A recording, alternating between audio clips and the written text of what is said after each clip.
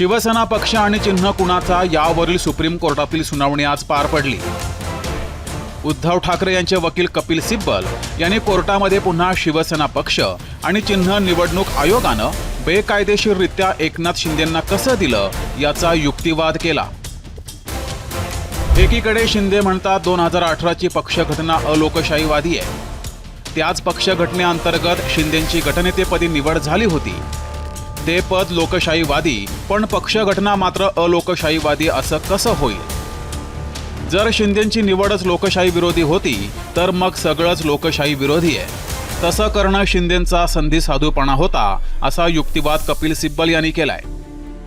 1999च्या पक्षघटनेनुसार शिवसेनेमध्ये मुख्य नेता हे पदच नाहीये। मग शिंदेंनी स्वतःला मुख्य नेता हे पद कुठल्या पक्षघटनेनुसार बहाल केलं? जरी पक्षघटना अलोकशाहीवादी असल्याचं मानलं तरी त्या निष्कर्षाचा लाभ दुसऱ्या गटाला मिळू शकत नाही। या मुद्द्यावर निर्णय घेण्याचा अधिकार निवडणूक आयोगाला कुठून आला?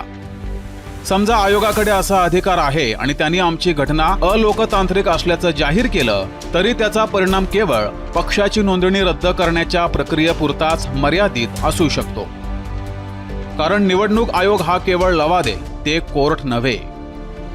त्यामुळं काय लोकशाहीवादी आणि काय लोकशाही विरोधी हे ठरवण्याचा अधिकारच निवडणूक आयोगाला नाही। कपिल सिब्बल यांच्या युक्तिवादावर ठाकरे समर्थक भलतेच खुश असल्याचं दिसतंय। भविष्यात जे निकाल लागतील त्यांच्यासाठी ते एक माइलस्टोन, एक मार्गदर्शक आणि दीपस्तंभ असेल अशा प्रकारचं आर्ग्युमेंट बरं का आज सन्माननीय कपिल सिब्बल यांनी शिवसेनेच्या वतीनं, खऱ्या शिवसेनेच्या वतीनं किंवा उद्धव ठाकरे साहेबांच्या वतीनं केलं आणि आम्ही सगळे समाधानी आहोत आणि आम्हाला आता न्याय मिळेल असा आत्मविश्वास आज वाटतोय। शिवसेनेच्या नेत्यांनी उद्धव ठाकरे आणि त्यांच्या नेत्यांवर टीका केली आहे। वकील जे युक्तिवाद करतात त्यालाच शिवसेनेचे नेते कोर्टाचा निर्णय समजतात का असा टोला शिवसेनेनं लगावलाय। त्यांचे वकील की त्यांनी नेमलेले त्यांची बाजू मांडण्याकरता त्यांनी त्यांची बाजू त्या कोर्टात मांडली, परंतु सुप्रीम कोर्टाच्या जजनीच उत्तर दिलंय किंवा निर्णय दिलाय अशा पद्धतीच्या बातम्या हे लोक बाहेर मीडिया आणि माध्यमात देत होते, इंटरव्ह्यू देत होते की निर्णय जसा लागलेलाच आहे। ती त्यांना सवय लागलेली आहे, त्यांना माहीत आहे की आम्ही जे काय केलेलं आहे कायदेशीर आहे। शिवसेनेनं उद्धव ठाकरेंवर गंभीर आरोप केलाय। उद्धव ठाकरे यांना बाळासाहेबांचा धनुष्यबाण गोठवून हवा असल्याचा आरोप शिवसेनेनं केलाय।